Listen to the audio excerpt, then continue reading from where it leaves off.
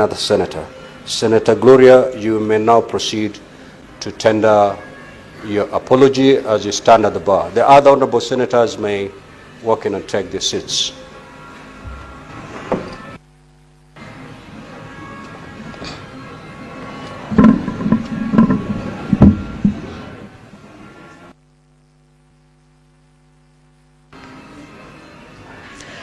Mr. Speaker, I, Senator Gloria Orwoba, hereby tender my unreserved apology to this Senate. I undertake that I shall abide by the responsibilities of leadership as set out in the Constitution, the Leadership and Integrity Act 2012, and the Parliamentary Powers and Privilege Act 2017. I therefore beseech to be admitted to the chamber. I thank you. Now, have a seat, Gloria, Senator Gloria. That is not the apology as prescribed by the Senate in the report. Now, let me help you. The Senate sitting on the 20th of September 2023, while considering the report by the Powers and Privileges Committee, passed certain recommendations. One of those recommendations, I believe it was recommendation number 3. It read as follows. On resumption of the Senate sitting for the third session, the Senator, while at the bar, apologizes to the Senate, honorable senators, the Clerk of the Senate, and the Secretariat of Parliament before being admitted to the Senate, pursuant to Section 17(3)(c) of the Parliamentary Powers and Privileges Act 2017, in the following manner. So the Senate actually came up with the wording of the apology. It is not open to you to craft or word your own apology. The plenary worded the kind of apology that you're supposed to tender, and it goes as follows. That I, Senator Gloria Orwoba, hereby,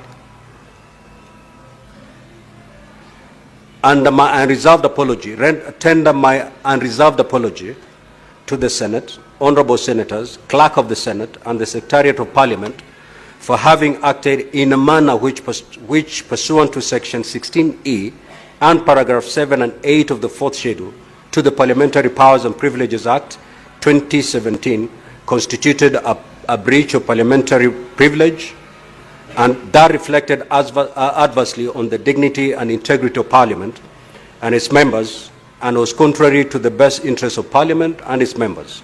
I undertake that I shall abide by the responsibilities of leadership as set out in the Constitution, the Leadership and Integrity Act 2012, and the Parliamentary Powers and Privileges Act 2017. I therefore beseech to be admitted to the chamber. I thank you. This is the prescribed apology as adopted by the plenary. It cannot be amended. It is only Senate sitting a plenary that can amend the wording. And therefore, Senator Orwoba, proceed to read the apology as prescribed by the plenary and by this Senate. Mr. Speaker, I have apologized before, and I have no problem reading a prescribed apology, Mr. Speaker. Mr. Speaker, I just want to draw to your attention that we currently have a court case that is ongoing, Mr. Speaker.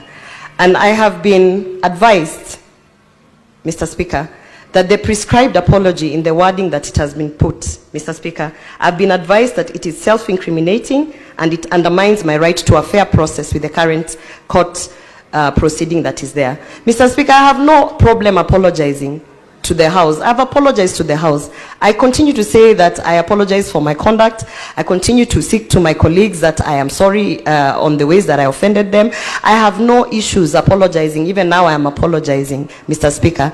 And I brought this to your attention prior to this sitting, that there is a sentence there that actually is self-incrimination and that can be used against me in an ongoing court process. And because of this, Mr. Speaker, I had kindly requested to give the apology as I have read it, and even to further tell my colleagues and to this House that I continue to be sorry for the conduct that they perceived to be unbecoming.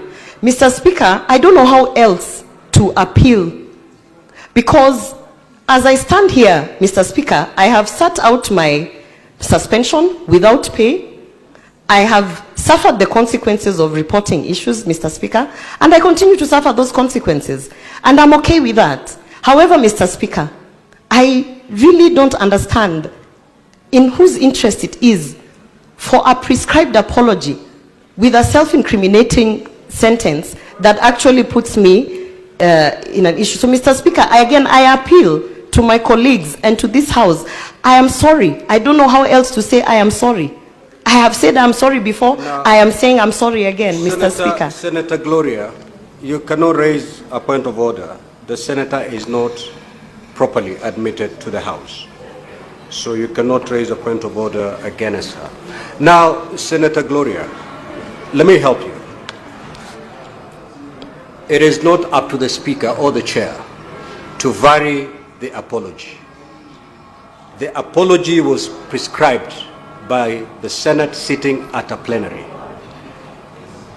It is only the plenary sitting again to reopen this matter and amend that particular apology. As it stands, it must be read as contained in the report. So you either read this apology as prescribed, or you go think about it and come back at any day, any time that you'll be willing to read it as is prescribed. There is no two-way about it, because by allowing the apology that you've read out, and basically usurping the powers of plenary by amending a report that was passed and adopted by this Senate. I do not have those powers. I stand guided, Mr. Speaker. Thank you. I will, I have, as I've said, I have no problem reading it. But I have been advised, Mr. Speaker, and I'm not a legal expert, and I have an ongoing court case, Mr. Speaker. Senator Gloria. So it's I don't know what else is required from me, Mr. Speaker. The Chair is speaking, Senator Gloria. You know our standing orders. I have told you that there's only two ways. There are only two ways. You either read as prescribed, walk in and take your seat, or you don't read as prescribed and you walk out until such a time that you'll be ready to read the oath as prescribed. Which way do you want to go? Mr. Speaker, having had your advice and noting that by reading this apology, I will be incriminating myself, noting that this is attached to my work, I find that very unfair. Mr. Speaker, I stand by my dignity and I stand by where I am, and I have no option. Where you have left me, I have no option but to walk away from my duties, because I cannot read an incriminating statement on a matter that has not been investigated. And Mr. Speaker, as it stands, I want to say that this being the last statement that I make, I continue to stand by my statements, and I want to say that it is truly unfair that an incriminating statement is being put in an apology so that I can tie myself down to something that has not been investigated, not by Parliamentary Service Commission, not by this House, not by an independent one. So therefore, Mr. Speaker, I have no option but to actually walk away from chambers as you have directed, Mr. Speaker. And having said that, I would also want to inform this House that it is happening to me now, but it is going to happen to you in the future, because I am not fighting anyone. I am actually saying I reported a case, it has not been investigated, and the powers that be are actually influencing a process so that I can incriminate myself and therefore perjure myself in a court case that is ongoing. I find this very unfair, and this being the upper house, Mr. Speaker, I want to say that I'm disappointed, and I want to say that I am not going to trade a salary for something that has not been investigated. I can stay without the salary, I can stay without the position, Mr. Speaker, and I still continue to say it is unfair that someone who has reported a matter is being taken through this. Thank you, Mr. Speaker.